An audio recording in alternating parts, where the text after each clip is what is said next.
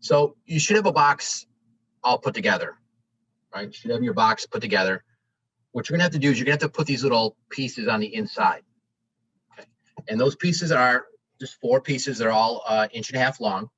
Okay, so you got to cut it out of the stock I get. And what you want to do is measure down 9/16 from the top edge of your board to the top edge of that little 1.5 inch piece. So you got to put that on the inside of your box all the way around. So it kind of looks like, if you're looking at the top view, it's going to kind of look like this. So these are down 9/16. The next thing is, these are all the pieces that you should have gotten. You should have got 2 of the large axles, or cams, sorry, 2 of the smaller cams. You should have got 2 of these clear handles, 2 round dowel rods, 2 of the end caps, and then you were supposed to cut out 2 5-inch pieces. Okay, so hopefully you have enough material.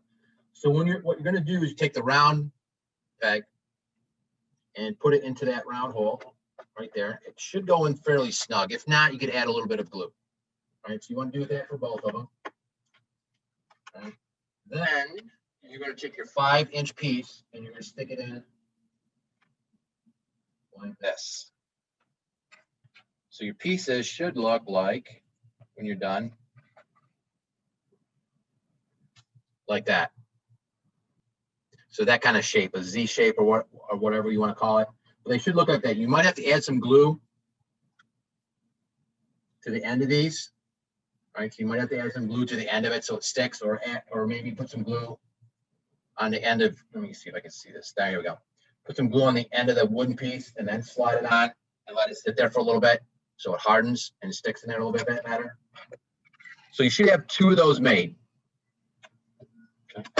What you're going to do with those, and we'll move this out of the way, is if you look at your box, some of the holes will be lower than the other ones. So this is a higher one, this is a lower one. So I'm going to take my axle, I'm going to slide it through there. For the lower hole, I'm going to grab the large cam. And I can see that I have one end is wider than the other end. So the first one, I'm going to put the wider end sticking upward. Then I'll put a second one on with the wider end pushing downward. So they're just the opposite of each other. I'll slide it through the hole. All right, and I'll have to keep moving these cams a little bit.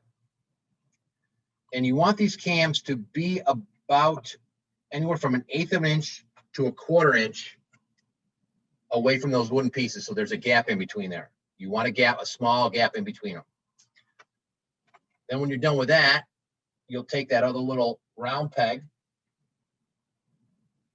the end cap, and maybe put a little glue on it and push it on the end. So it's on the end like that. You'll repeat the process for the smaller cams. First one I'll put on straight up and down, push it through. The next one I'll have to put just the opposite, 180 degrees difference. Slide it through, and you'll have to play with these a little bit. And again, I don't want them touching my wooden piece. I want them off a little bit. I'll put the little end cap on.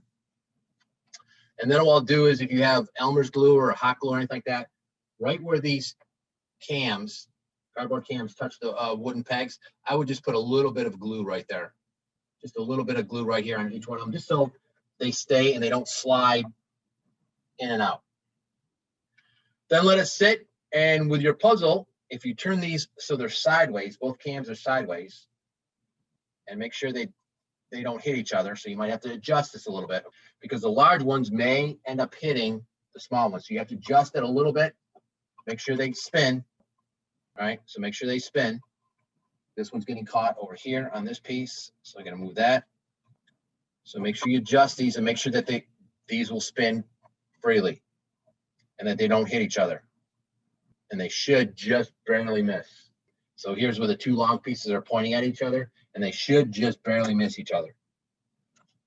What you want to do is you put them in so they're all level, and then you put your maze on top of that. You put your marble in. So you should have a small marble, and you put your marble opposite your hole, and then see if you can get this to go from one side to the other by moving these things, this little toy.